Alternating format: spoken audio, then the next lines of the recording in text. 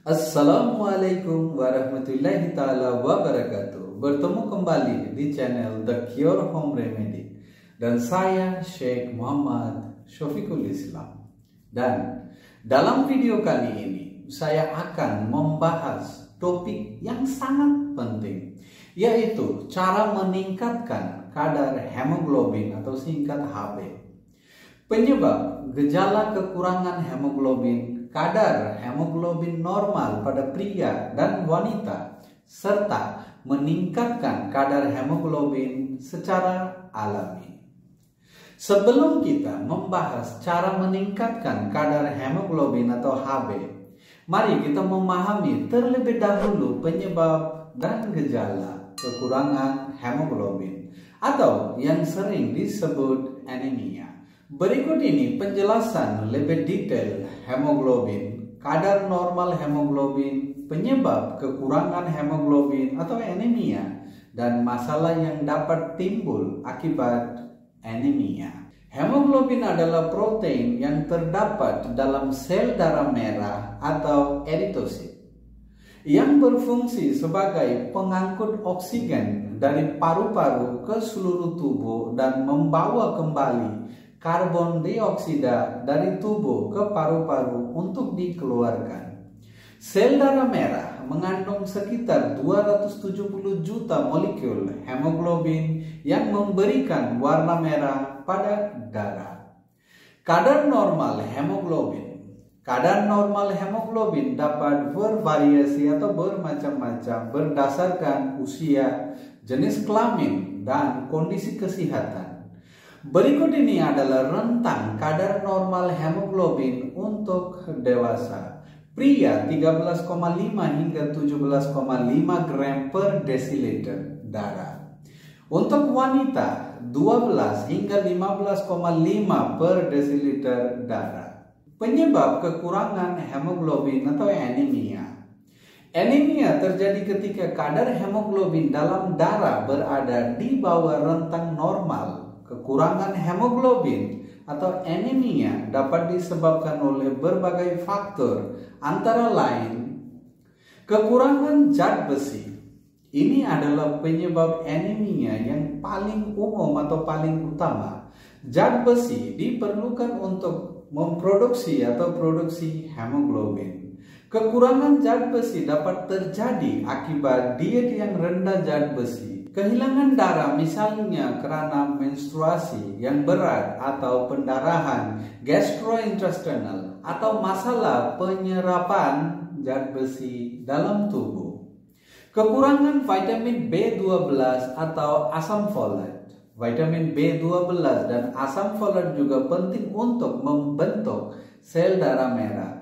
Kekurangan vitamin B12 biasanya terjadi pada orang yang tidak mengonsumsi cukup makanan yang mengandung vitamin B12.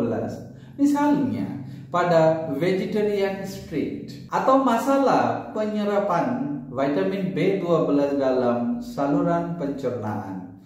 Gangguan sumsum tulang.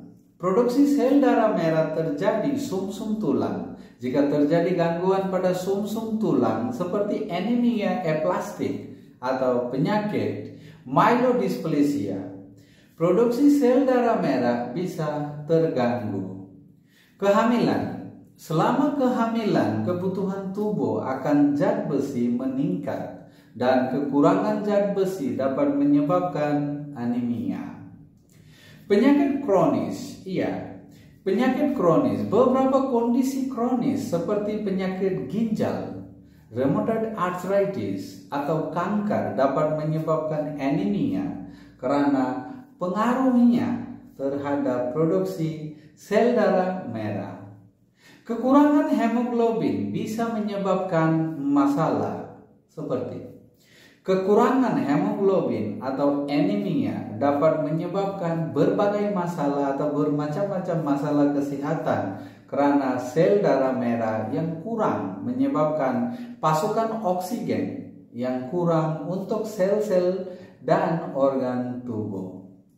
Beberapa gejala dan masalah yang dapat timbul akibat anemia meliputi atau seperti kelelahan dan lemas, Pasukan oksigen yang rendah dapat menyebabkan rasa lelah dan kelemahan atau weakness. Nafas pendek atau sesak nafas. Sel-sel tubuh kekurangan oksigen dapat menyebabkan kesulitan bernafas, terutama saat aktivitas fisik ataupun melakukan aktivitas fisik. Pusing atau pingsan. Oksigen yang terbatas bisa menyebabkan pusing atau bahkan pingsan dalam beberapa kasus. Suhu tubuh rendah atau hypothermia. Anemia dapat menyebabkan suhu tubuh menurun, terutama pada kasus anemia yang parah. Kulit pucat atau kuning, terutama pada anemia hemolytik. Anemia dapat menyebabkan kulit menjadi pucat atau bahkan kuning dalam kasus anemia hemolytik. Next, masalah menstruasi dan daya ingatan berkurang. Kurangnya pasukan oksigen ke otak dapat menyebabkan masalah konsentrasi, daya ingat, dan kinerja mental. Seterusnya, detak jantung yang cepat atau tidak teratur. Irregular heartbeat. Jantung bisa berdetak lebih cepat untuk mengkompensasi pasukan oksigen yang rendah. Peningkatan risiko komplikasi selama kehamilan. Meningkatkan kadar hemoglobin dapat dicapai dengan mengonsumsi makanan yang mengandung zat besi, vitamin B12, asam folat, dan nutrisi penting lainnya yang dibutuhkan untuk produksi sel darah merah. Berikut ini adalah beberapa contoh makanan yang dapat membantu meningkatkan kadar hemoglobin atau Hb. Yang pertama, makanan kaya zat besi seperti daging merah. Daging merah ataupun daging sapi, daging kambing. Hati sapi atau hati ayam adalah sumber zat besi yang sangat baik. Seafood, ikan, kerang, dan udang mengandung zat besi, ya sudah tentu. Kacang-kacangan, kacang hijau, kacang merah, kacang tanah, dan kacang polong.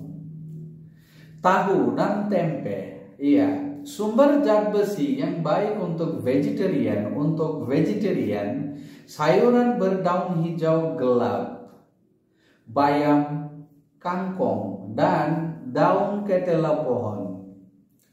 Kacang-kacangan seperti kacang kedelai, kacang hitam, dan kacang merah. Next, makanan kaya vitamin B12 seperti daging, terutama daging merah, ayam, ikan, dan unggas. Telur adalah sumber vitamin B12 yang baik. Seterusnya, susu dan produk susu. Susu, keju, dan yogurt mengandung vitamin B12, makanan kaya asam folat. Sayuran berdaun hijau seperti bayam, brokoli, dan kangkung. Asparagus mengandung tinggi asam folat, baik untuk meningkatkan Hb. Jeruk dan buah sitrus seperti jeruk, lemon, dan jeruk bali. Kacang-kacangan, kacang merah, kacang polong, dan kacang panjang, makanan tambahan. Bijirin yang diperkaya atau biji-bijian. Sebahagian besar bijirin sarapan dan roti gandum sekarang diperkaya dengan zat besi dan vitamin B12. Penting untuk diingat bahwa perubahan dalam kadar hemoglobin tidak akan terjadi dalam semalaman. Dibutuhkan waktu untuk tubuh untuk memproduksi lebih banyak sel darah merah. Jika Anda memiliki kekhawatiran tentang kadar hemoglobin atau anemia, sebaiknya berkonsultasi dengan dokter atau ahli gizi untuk evaluasi dan nasihat yang lebih lanjut. Itulah beberapa tips dan makanan yang dapat membantu meningkatkan kadar hemoglobin dalam tubuh. Tapi ingat bahwa keseimbangan nutrisi dan gaya hidup sehat sangat penting untuk menjaga kesehatan Anda secara keseluruhan atau overall. Iya teman-teman, mudah-mudahan video ini bisa bermanfaat bagi kita semua. Amin ya rabbal alamin. Assalamualaikum warahmatullahi taala wabarakatuh.